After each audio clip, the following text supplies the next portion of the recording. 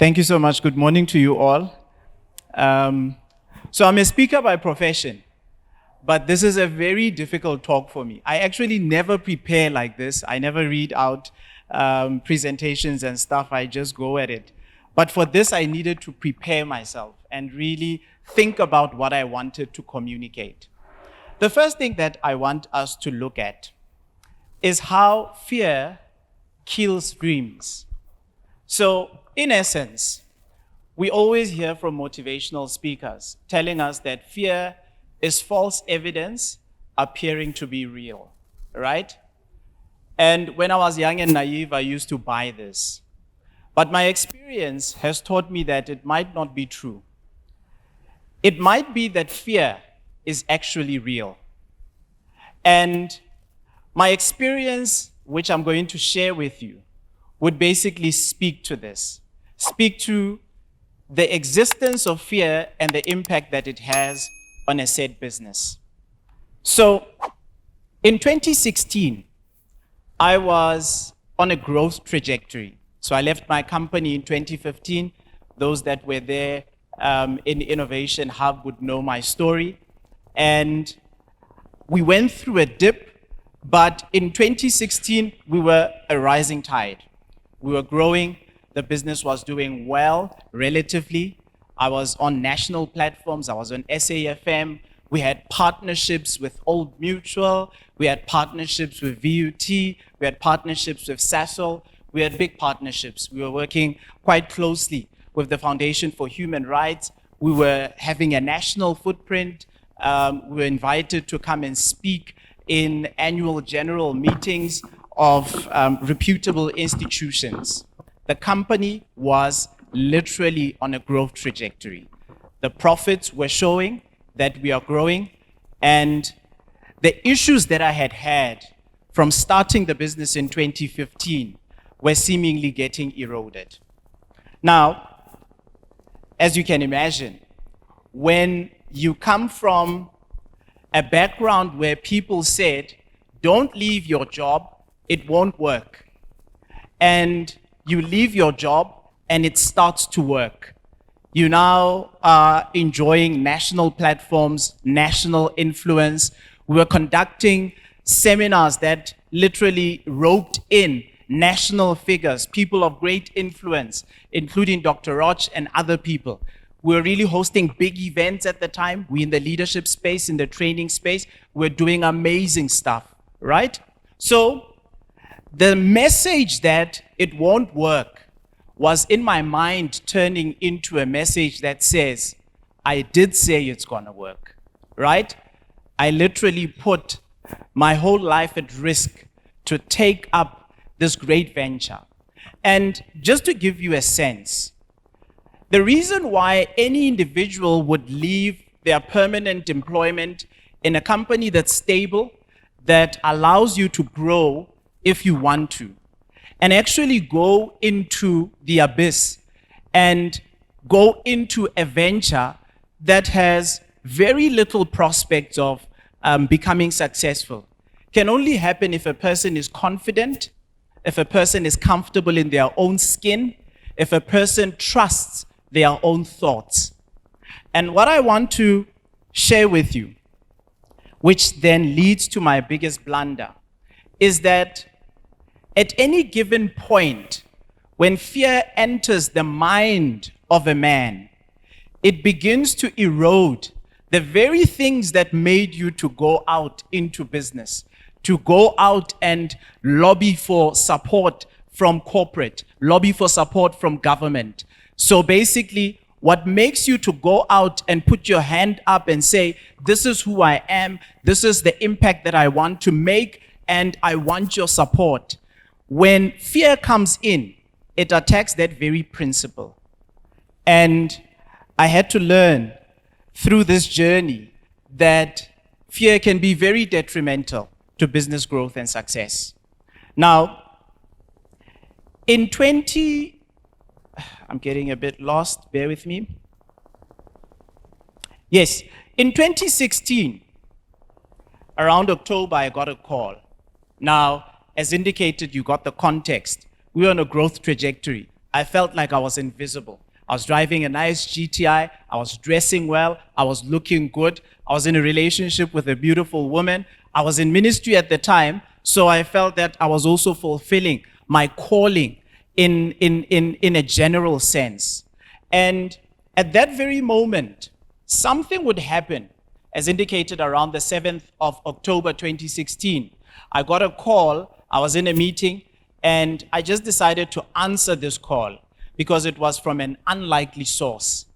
And this call sought to basically destroy the very thing that I had been building for the past 18 months. And not just that, to destroy what I had been building for the past 6 years in terms of my character. And this call basically put on the table the fact that I had been living a double life, and the double life was catching up with me. So in as much as there was growth in terms of business, there was degradation in terms of my character. And the double life that I had been living was now going to take up a public stance. Now, remember, my business is based on my personality, at least at that time. And at any given time when my personality is attacked, that essentially translated into an attack on my business. I didn't know this. I was too young at the time. I was 26. So I didn't know much. I didn't have strong business mentors.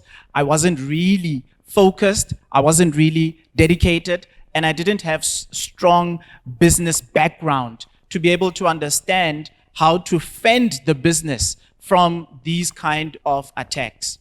Now, in essence, what then happened is the pride that was the basis of my growth was essentially proving itself as a principle to work against me, as it always does.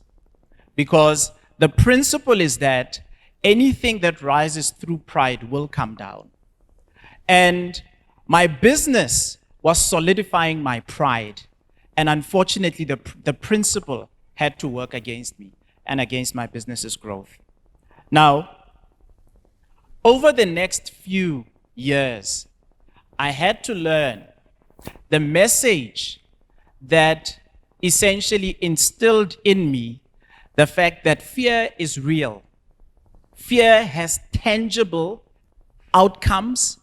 Fear has an actual practical influence on your individual life, so your psychosocial life, and also on business.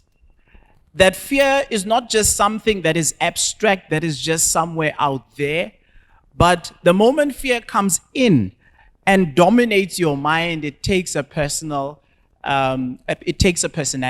It becomes tangible through how you act, how you think, what you do, who you become. And I learned this because the fear essentially paralyzed me into inactivity. The fear that what I had been building my business on, which was my confidence, was no longer there. And it made me feel naked. And the fear that I now have to go out into the market naked essentially was now pushing me towards inactivity. It made me extremely unproductive. It made me extremely reluctant to engage with the market effectively. It made me no longer to have the confidence and the courage to just say to people, come to me. I've got something that I'm doing that I want to share with you. It made me doubt my own story. It made me doubt my own impact. It made me doubt my own potential. It made me doubt my own future. Fear essentially has power to destroy a business. If it is not tamed, if you don't understand what is the true basis of growth, true principles of growth, and if you don't align with those true principles of growth, then I can tell you that there's something waiting on the other side, which is fear, and that fear has so much power that it can push you to inactivity. It's important that you understand that I essentially had to lose everything in order to rebuild myself.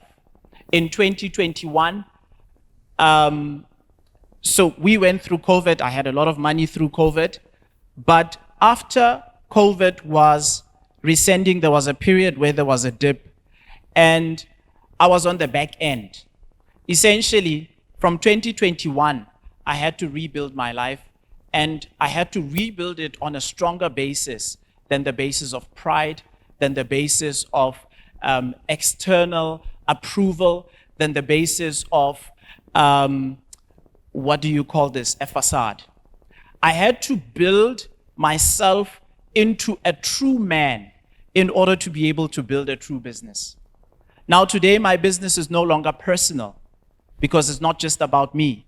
Now today, my business is a true business. It operates even outside of my impact. Today, my business is not based on me trying to just get out into the world and say, this is who I am. But my business today is based on me trying to go out into the world and say, there's a message out there. My business is around leadership, so the message is around leadership. In essence, what I want to conclude with, the lessons that I learned. The first one is that fear can destroy something that is built over a sustained period of time.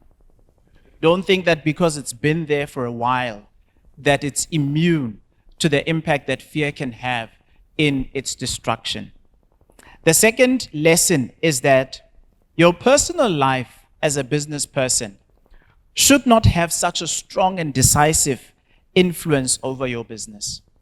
So we have to be able to draw a line between ourselves and our business. And at any given time when your self is such a overinflated personality in your business, it means that the business is at risk. It's called a key man risk. The third lesson that I learned is that your relationship with principles should not be a relationship that destroys your prospects of sustained long-term success, but it should be a relationship that guarantees your prospect of sustained success. If you are going to build a business, but building it violating principles, you are definitely going in a trajectory that is inevitably going to end in failure. Now, fear is real, and you have to be fearful of the impact of poor principles in business. So, if, for an example, your business is based on lies, I can tell you, just like me, at some point your lies will catch up with you. And those lies in catching up with you will definitely have a direct impact in your business. If your business is based on you having poor character, your character or the flawed character will catch up with you, and it will definitely have an impact in whatever it is that you are trying to build. You cannot separate principles of success from a successful business. My last lesson, which is, I think, the most important lesson, is that you should never destroy a bridge that essentially allowed you to cross over. What do I mean? So my business and my growth, or the growth of my business, was based on my Christian values. Because I'm a Christian, there was grace for me from God to be able to actually put in place something that would be recognized by other people. So my influence was essentially based on a source. And I violated the principles of the source, and essentially in that violated the relationship with the source. And my relationship that was ruined with the source destroyed my business. It took me 6 years to rebuild my stature, not to the public, but to myself. I can tell you there's a lot I did in the period that I was still suffering failure. I traveled to America. I did a lot of other things. But I can tell you the fear was paralyzing me not to even see those things as success. But there were a projection of my weak character at the time. And the fear was just paralyzing me, as indicated to inactivity. Now, I want to say, today I do believe that my business is being ran by a better man than the man who ran it before. Maybe it's because I'm older, I have a bit more wisdom, but more than that, it's because I've been able to understand the necessity of aligning with principles. There are principles that essentially will get our businesses to success. And I'm saying that for all of us in this room, don't make the mistake that I made when I was younger. The mistake of thinking that you can be successful using God's tools, but violating God's principles. Thank you very much. Wow, Paul. Paul, thank you so much for sharing so vulnerably, right? And I am a sincere believer that vulnerability is a superpower. So thank you for standing up here with your cape as Superman. Paul, I would love us just to go a little bit deeper, right? Thank you for sharing on what the consequences around fear is. But what was that moment you mentioned in 2021 where you lost everything? And I've been there myself. It's hard. Ooh. Oh, don't take me back it's there. hard to lose everything. It's hard, right? Yeah, and it also depends on what the everything is. Alice. So just to give context, I'm here with my wife. Yeah, beautiful. You picked well, Paul. No, but well. before you clap, she's my wife today. At that time, she was the woman I cheated on. Wow. So my wife at some point really was hurt by me, right? And the biggest thing that I lost was her. Wow. So in 2021, I remember it was the 31st of May. She said to me, my brother, we tried our best, but this thing is not working. Mm. And that was an eye-opener. It was a major eye-opener. I was living in Joburg South at the time. A very beautiful house. That's one of the things I lost. I was driving a very beautiful car. That's one of the other things I lost. Yeah. So I lost a lot, but essentially, I think it was just a moment where God needed my attention. Yeah. And I know not everybody in here is a believer, so I'm not imposing. I'm just sharing my story. Sure. But I think I just needed a wake-up call. So more than anything, I think I lost my relationship with God, and that basically destroyed everything. And my wife served as a catalyst, essentially, on as that wake-up call. Yeah, just that wake-up call element. Yeah. I think wow. Okay, so just practically, when you talk about fear, and it sounds like it was the monkey that was riding your back, right? And we all have something. There's always something that's just sitting at our backs, right? Yeah. And so for you, it was fear that had become the driving force on your entrepreneurial journey. Yeah. But practically speaking, how did you overcome that? So I think the first thing that happened, as I traveled back home, right? Because I was living in Joburg South, but I formerly come from the Vaal. So as I was traveling back home, I obviously needed to go there and do something different, right? So the first thing, for 3 months, I couldn't work because I think I was going through a mild depression. Maybe it was excessive, I don't know. But essentially, in that period, I had to go back to center to say, who is Paul? What is Paul all about? Why am I here, right? How did I get here in the first place? Not even just purpose, but process. How did I get here, right? Yeah. Where did things go wrong, right? What needs to be rebuilt? So all of these things, I think, were things that were essentially leading me on a journey of self-reflection, which again then spoke to self-identity. In that period, I had to find what I loved again. Yeah. Because I was now just, as indicated, I was doing a lot of things. I mean, we were still running programs, we were still doing this and that. I was traveling, I was doing this.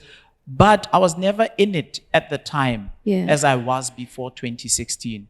I was now just doing it through fear, as I'm indicating. Wow. So I had to find my passion again, had to find my love for this thing, had to find the essence of this whole thing. And it started with me going deep.